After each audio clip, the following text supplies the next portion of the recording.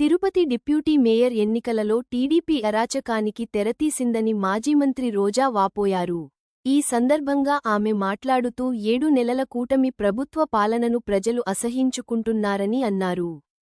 కనీసం ఇకనైనా ఈసీ స్పందించి ఎన్నికలలో కూటమి నేతల దుర్మార్గాలపై చర్యలు తీసుకోవాలని మాజీ మంత్రి ఆర్కే రోజా కోరారు. చేయటం మనం కళ్ళారా చూస్తున్నాం.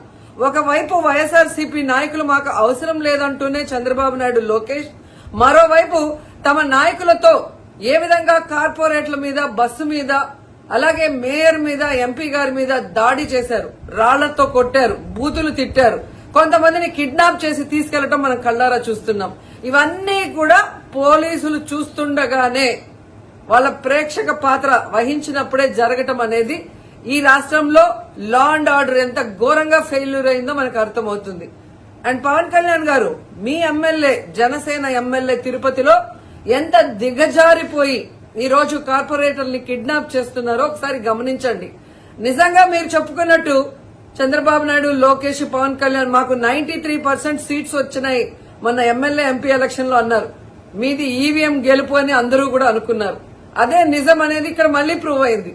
ఎందుకంటే నిజంగా ప్రజల ఓట్లతో మీరు 93% సీట్లు సంపాదించుంటే ఈ రోజు ఒక డిప్యూటీ మేయర్ పోస్ట్ కి ఇంత రాద్ధాంతం చేసి, ఈ విధంగా రౌడీజం, గుండాయిజం చేసి కిడ్నాప్ చేయాల్సిన అవసరం ఉందా అని నేను అడుగుతున్నా.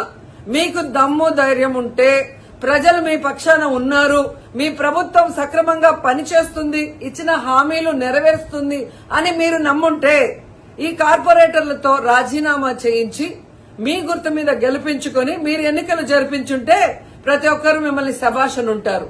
కానీ ఇక్కడ జరిగే ఒక డిప్యూటీ మేయర్ ఎన్నికలకే ఈ విధంగా ఒక మహిళని చూడకుండా మేయర్ ని ఏ విధంగా హ్యూమిలేట్ చేస్తున్నారు, ఆమె మీద దాడి చేస్తున్నారు, అలాగే ఒక దళిత ఎంపీ గురుమూర్తి గారి మీద ఎలా బూతులతో తిట్టి దాడి చేస్తున్నారో టీవీలో అందరూ గమనిస్తున్నారు. సో మీరు ఫెయిల్యూర్ అయ్యారు. ఈ 7 నెలల కాలంలో ప్రజలు మిమ్మల్ని అసహించుకుంటున్నారన్న విషయం తెలిసి ఇలా దిగజారుడు రాజకీయాలు, రౌడీ రాజకీయాలు చేయాలనుకోవటం నిజం కాదని నేను అడుగుతున్నా.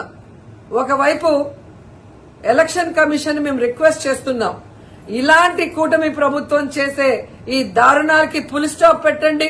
ఎవరైతే ఈ రోజు దాడి చేశారు, బూతులు తిట్టారు, కిడ్నాప్ చేశారో ఆ తెలుగుదేశం, జనసేన నాయకులందరూ కూడా టీవీల్లో కనిపిస్తున్నారు.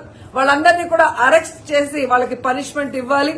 అలాగే ఎన్నికలు, డిప్యూటీ మేయర్ ఎన్నికల్ని ప్రజాస్వామ్యబద్దంగా నిర్వహించాలని ఈసీని డిమాండ్ చేస్తున్నాం. అలాగే చంద్రబాబు నాయుడు, లోకేష్, పవన్ కళ్యాణ్ కి తెలియజేసుకుంటున్నాం, మీకు ప్రజల పక్షాన